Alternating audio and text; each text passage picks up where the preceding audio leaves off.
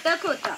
गावातील महिलांना लागणारे दागिने व विविध देवी देवतांना लागणारे दागिने सोनार बनवून देत असते। याच्या या अप्रतिम काळकुसरीमुळे याच्या दागिन्यांना हा वाणी आहे तो राजापूर दाभोळ्या कोकणातील बंदरांना 5000 वर्षापूर्वीचा इतिहास आहे। या बंदरामधूनच भारतीय व्यापाऱ्यांनी जगाशी होती।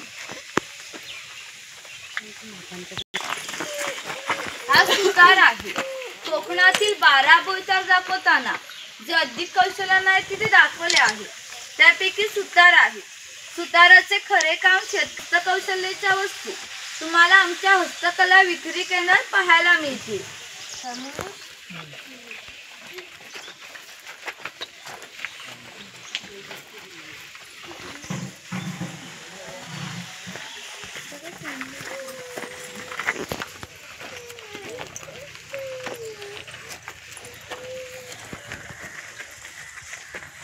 हा तेली आहे।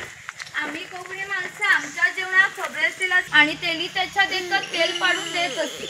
हा तेलाचा घाणा आहे, त्याला खुंटे असे म्हणतात। यामध्ये सुके खोबरे घातले जाते। हे जो उभे लाकूड आहे तिला लाट अशी म्हणतात। ही लाट या आडव्या लाकडाला अशा तऱ्हेने बांधली जाते की ही लाट उभी राहते।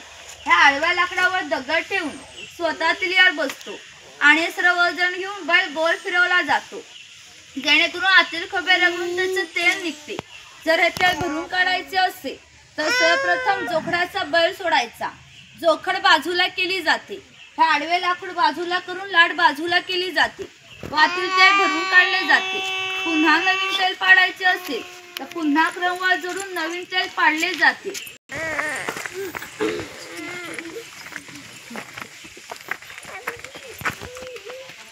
हा बुरुड समाज आहे। पूर्वी प्रत्येक व्यवसाय हे जातीने होते।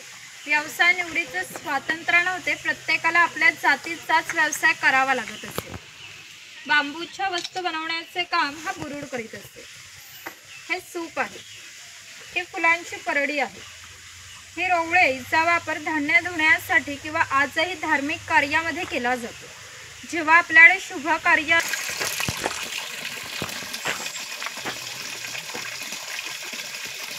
स्वयंपाकघर आहे। प्रत्येक समाजाची स्वतंत्र अशी खाद्य संस्कृती असते। कोणत्याही दोन समाजाच्या खाद्य संस्कृत्या समान नसतात।